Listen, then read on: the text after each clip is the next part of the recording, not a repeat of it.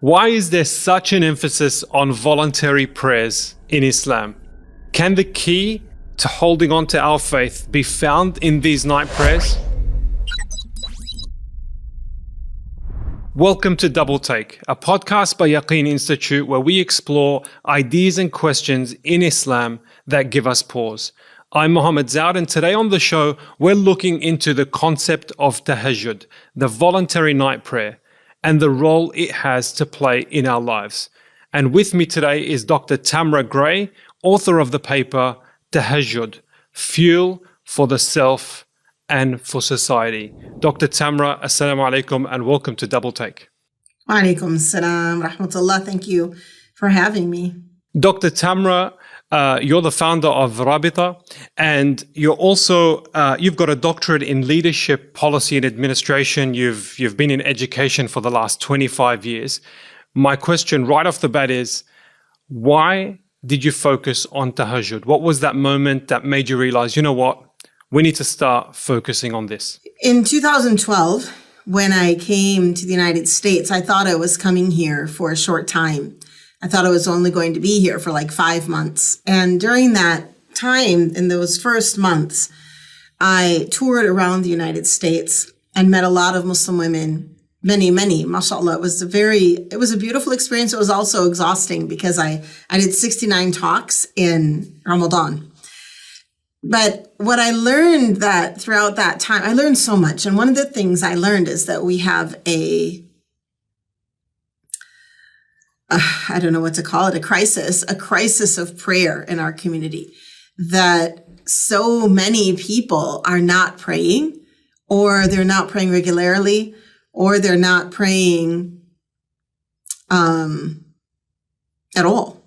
And I was really surprised by that, I must admit. And I gave a lot of thought to how do we fix that? How do you come to, and this is, by the way, I'm not talking about those who didn't self-identify as Muslims or those who were not on a path of some sort. These are the people that would take time out to come to a talk. These are the women who would take time out, or they were wearing hijab, or they were volunteering at the masjid or volunteering in their youth group, that we really had a crisis of even our young leaders or our leadership missing prayers on a regular basis.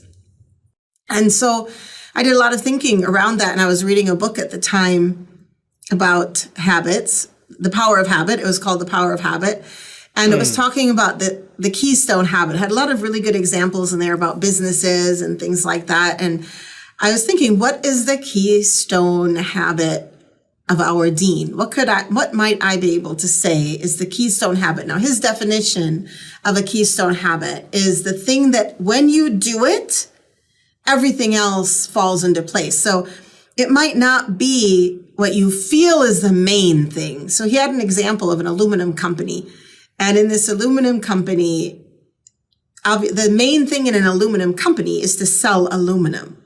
I think that's an obvious thing. But the keystone habit that he demonstrated that saved this company that was failing was not selling or sales. It was safety.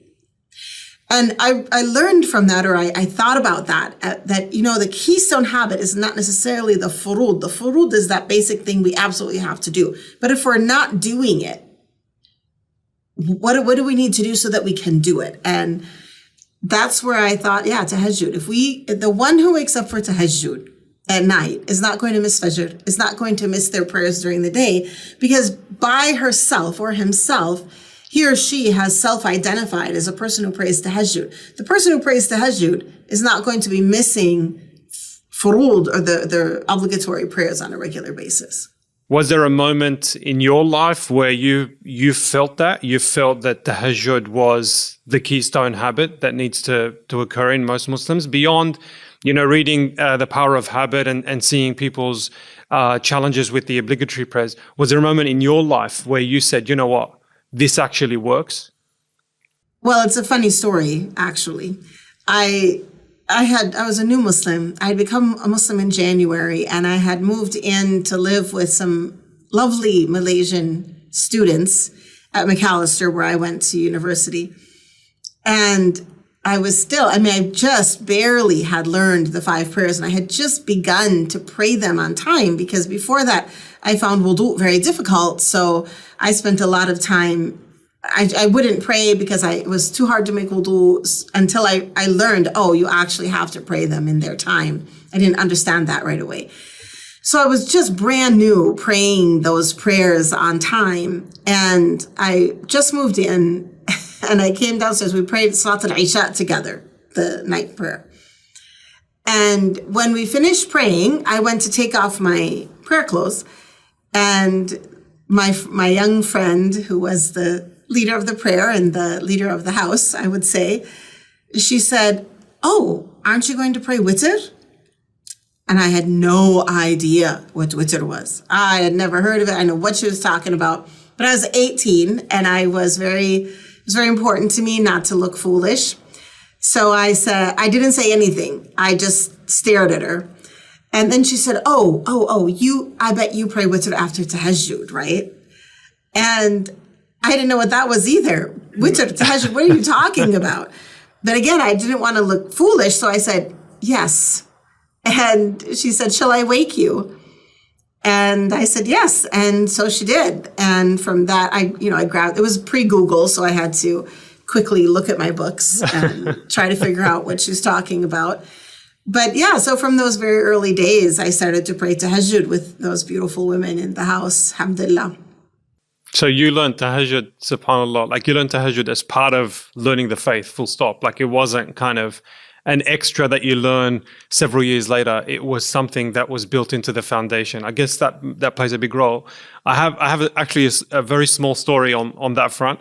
So I have like a sister, mashallah, who's like literally my sister. She's like next level Muslim, right? I'm inshallah a late bloomer with regards to tahajjud, but she's really good with it. Mashallah. And her kids, she's got 8 kids, and she was telling me the story of one of them who's 10 got sick. So the one who was 9, she has Hassan and Hussein. The one who was 9 woke up in the middle of the night to pray for his brother who was sick. And when he woke up feeling better, they asked, did anyone do anything special? Because they've got 8 kids, so they have that conversation over breakfast.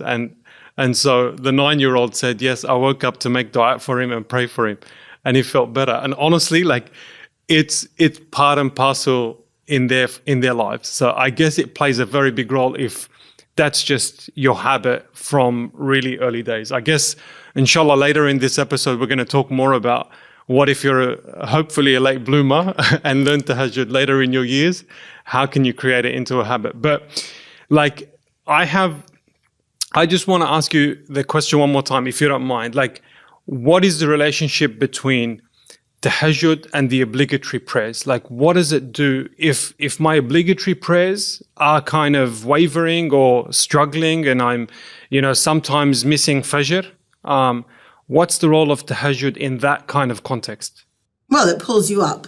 So just like if we can use an analogy for someone in a classroom who did really poorly on a midterm exam, and if they care about their grade, they're going to go to the instructor and say, what can I do? How can I pull myself up here because I've made that mistake of not studying or whatever for that other exam? And instructor might or might not give some extra work. Allah subhanahu wa ta'ala is very generous with us. And the act of praying tahajjud does 3 things. One is it pulls you up out of a state of ghafla, a state of heedlessness. So if you're rushing to pray Fajr prayer and setting that alarm for 10 minutes before the sun, or going to bed at 2-3 o'clock in the morning and missing Fajr prayer on a regular basis, if you decide I'm praying tahajjud, that lifestyle is going to change. You're going to have to go to bed earlier. You're going to have to figure out a different way to manage your clock. So that's one thing. It will, that's why I say it's a keystone habit, because in establishing that habit, other habits will begin to develop because of it.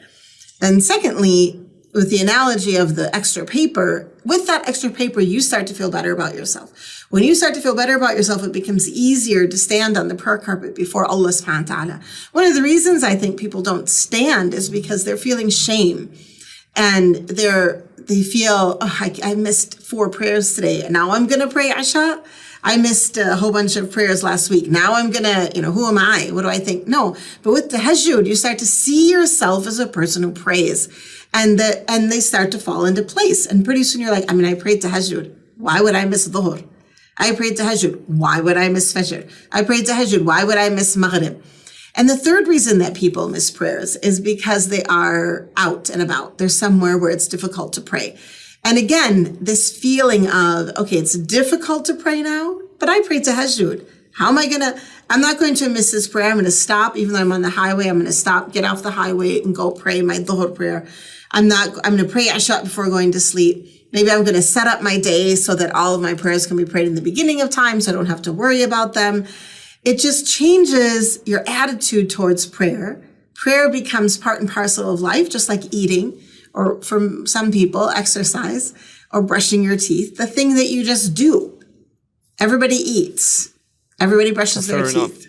I guess in that moment where no one else is awake, and, if you're a busy mom who's busy during the day and got kids kind of lingering around, or a dad for that matter, who's also catching up, that moment just between you and Allah, I guess, is that precious time.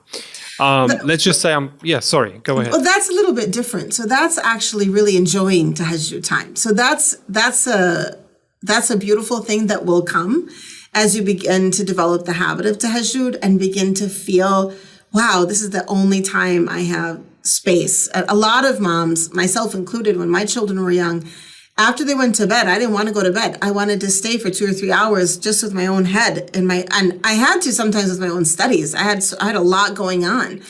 And so, dads, just for the record, and dads. They want to, I've never been a dad, so I'm not sure. But like that time. So when the time starts to flip and become the morning time, it becomes very valuable time. So, but that takes time, I think, to begin to appreciate the really extensive blessings of those early hours of the morning and really appreciate them.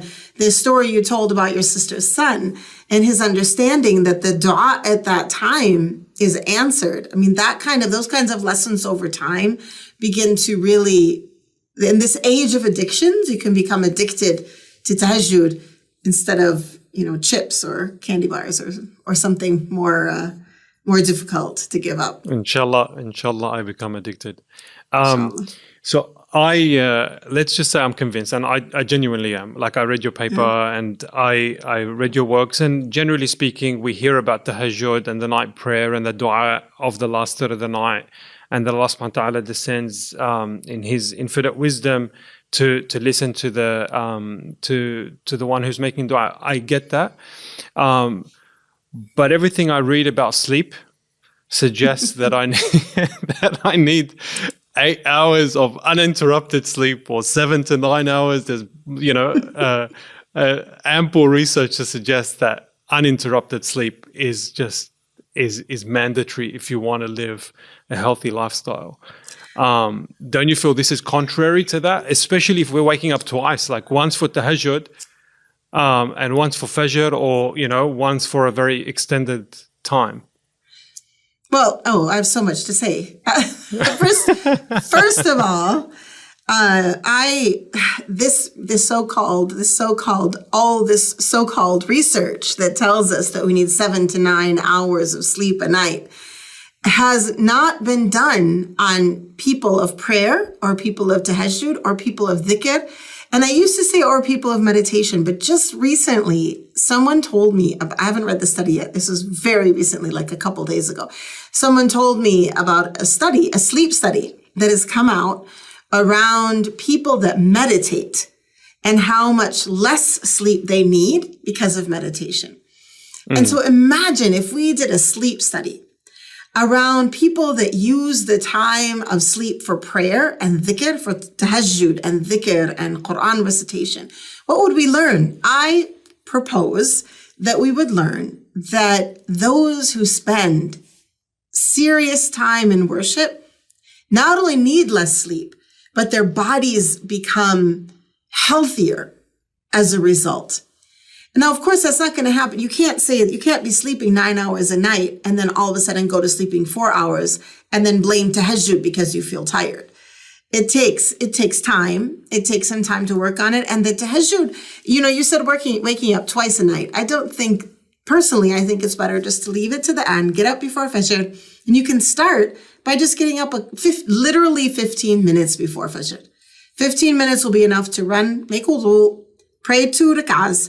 Then you can go make yourself a cup of coffee. It's just a beautiful moment to have a little coffee, pray your Fajr prayer, sit with your coffee, do some dhikr, some dua, and you've had this beautiful section of worship in the morning that will literally nourish you in ways that sleep cannot. And that's not to say that sleep is not important, especially if you're recovering from illnesses, if you are deficient in certain vitamins. The body has a right on us, and that's true. But I think we should look with some level of skepticism on studies that haven't taken into account the physical bodies of the one whose soul is a little bit lighter because of worship. And what makes us heavy to the bed? The early scholars would say that what makes us heavy to the bed is sin. And it's ghafla, it's a distance, it's being away from Allah subhanahu wa ta'ala, that we need a lot of recovery time because of that. So as Muslims who are praying and doing our best, we shouldn't need quite so much sleep. Thank you for clarifying that. You mentioned, that 15 minutes and a cup of coffee in between is sufficient. We often hear stories of the Prophet ﷺ and his feet swelling to the extent that it would crack, or we would hear of Muhammad al-Munkadir, for example, and he used to spend the whole night and make dua for it to rain, and it would rain. We hear these stories of extended prayer, really extended prayer. And I'm going to kind of pick your brain as to how that 15 minutes becomes that extended prayer later. But you have something really profound in your paper, which is centered around the concept of activism, and that there is a relationship between tahajjud prayer and positive social change, being out there and doing something positive for society. Can you help kind of just talk to that? Yeah, I'd love to. So there are a couple of different thoughts that I have here, or different, let's say, levels of social change, or levels of how we create social change with tahajjud as our friend, or as our fuel. That's the word we used and one of them is when Allah subhanahu wa ta'ala in Surah Al-Isra calls upon the Prophet ﷺ to pray tahajjud. He says that this will result in maqam mahmuda, which is a praised status. So on one hand, as Muslims, we as a community, are we a praised community? Are we a community that is praised by others? And there's a lot of conversation around why we're not. Even though if you meet Muslims person to person, you'll find out that no matter really where they are in their deen, they're going to be really generous, kind, good people. So why are we missing on this level of, why does Islamophobia has money? But on our side, what can we do? We can be a people of tahajjud. So on that level of social activism, of how do we help our own Muslim community through tahajjud, by itself, we can raise our status in community. Now, what does that mean exactly? It can mean all sorts of things. It can mean a change in systemic oppression. It can mean a change in the way textbooks are written. It can mean a change in the way that Muslims are approached in the news. It can mean all sorts of things. This is the result of a community that prays tahajjud. Now, also, we are, as we should be, active in other issues that are not clearly, let's say, Muslim issues, but for example, in anti-racism work. And when Muslims are involved in anti-racism work, there's a lot of pain there. A lot of pain in just hearing the stories and knowing the kind of systemic racism that has occurred in this country for so many years, and then also occurs in individual communities. This country being the United States, but I think racism is also global. And also we have other issues in the United States, like the issues of Native Americans just break my heart, for example. So what does tahajjud do for someone who's passionate about, the Native American cause? Right. So when you are praying tahajjud, you are given an inner strength that gives you the ability to handle and manage the world of difficulty when you want to enter into it to change it. Let's say the world of systemic oppression, when you want to go in there and make a difference. Without tahajjud, it's very draining and you can burn out in a very short time. But with tahajjud, there's like this warm bubble on the inside that is sustaining and can hold us as individuals and as a community to not only being able to continue the work, but also to continue to do the work within our own value system and our own sense of what is right and wrong, so that we can participate while staying very much as part of the Ibad al-Rahman, those who are the worshippers of the merciful. SubhanAllah, as you're talking about that, there's also a couple of things, like if you're in public life, like if you're on the front lines of like a cause, or if you're, on the streets protesting, I guess tahajjud also plays the role of protecting that sincerity. Like if you're out and about and in front of people doing that all the time, if you're caring about the same cause in the middle of the night, then it just, it just reinvigorates that sincerity that you're doing this for the right reason. Oh, absolutely. And then also, if you find yourself missing it one night, you can say to yourself, oh, what happened that I missed out on that khair? What did I do? Did I do something differently yesterday? Did my intention change yesterday? So you get the opportunity to quickly come back and make tawbah and reestablish. But that's only for a person who's really established their tahajjud. So Dr. Tamara, you wrote off my sleep study that I cited just earlier. I'm going to cite another study if it's okay, and tell me if it passes. There was a study in the European Journal of Social Psychology that suggested that you need 2 months, 66 days, to build a habit. And if you miss a day, you rekindle it and you continue. But it's 66 days to build that serious habit. My question to you is, how long in your mind do you think it would take for us to build that habit of tahajjud? And how do we even start?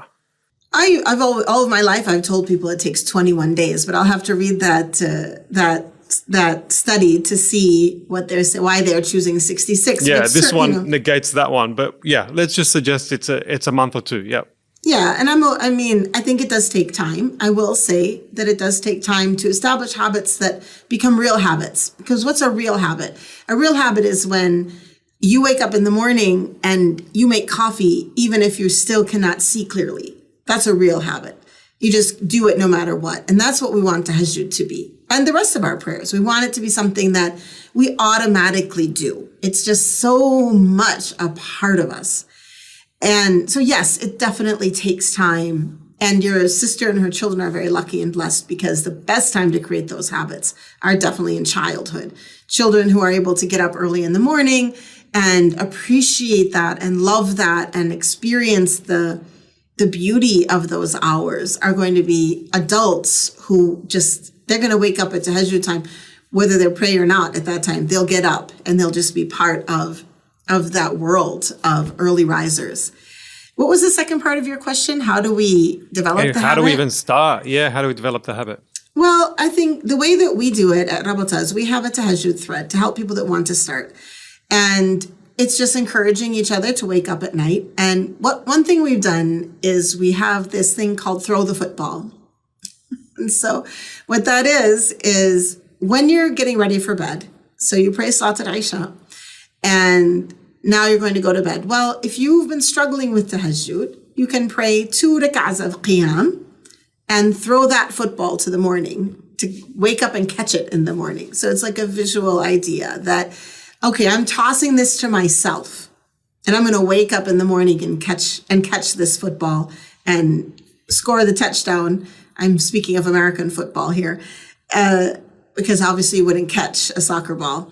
But, and it can work with any sort of idea that something you do at night, that whether you read Surah Al-Ikhlas before you sleep, whether you pray 2 rak'ahs before you sleep, whether you make sure to make wudu before you sleep, set your intention before you sleep, and then set your alarm as well, and get up when that alarm calls, and have a buddy to report to. So even if you're just, like I said, 15 minutes before Fajr, and someone is saying, hey, did you do it? Yay. Not someone who's going to shame you for not, but who's going to celebrate you for getting up. Maybe you got up 3 days this week. Alhamdulillah. That's how habits begin. 3 days a week, 4 days a week, 5 days a week. And as it begins to grow, it becomes part and parcel of us. We have an app that we're working on that is meant to help people develop habits of tahajjud and habits of other acts of worship as well. And in this app, it isn't out yet, but inshallah, the intention is that with the app, people will be able to set 2 or 3 or 4 or 5 days a week to start on that journey of creating a time in their life that they can't miss, that they don't want to miss. They want to catch that football and score every day. The concept of having a buddy, I tested that once. So I'm going to kind of expose something here. And it wasn't for this keystone habit, but it was for prayer in the mosque, for Fajr. So it was a couple of guys, we were living in Qatar, and we felt guilty because there's mosques everywhere, but we weren't praying Fajr in the mosque.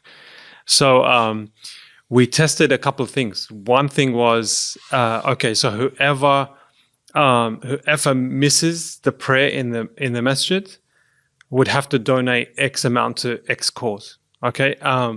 And it didn't work. It just, because it made us feel good that actually fine, I missed prayer, but I donated to that cause. So we flipped it on its head. So one of the guys suggested, what if we were to donate that money to a cause that is so vile? I can't say what the cause was. I swear, I'm too embarrassed to say what it was. But it worked. And honestly, we were so consistent. So it was it was more of a punishment, like a serious punishment that is so obscene. And we were in the mosque every morning. Anyway, that worked for us. Well, the thing really is to know ourselves. It's really important to know yourself and to know what motivates you. So in that case, what really motivated you that you didn't want to help this other organization. And you didn't want, so that motivated you to go and do the thing that you really wanted to do. And for people that really just getting in that space of having a partner and having a buddy means that there's people that care about this thing with you. And that by itself, that social, and that, that also gets to social activism, because as we encourage one another and in that social sphere become better individually, we become better as a community. As we become better as a community, we become the people we're meant to be. Those who are calling for beauty and pushing against all things that are ugly. I'm going to ask you one last question, Dr. Tamara.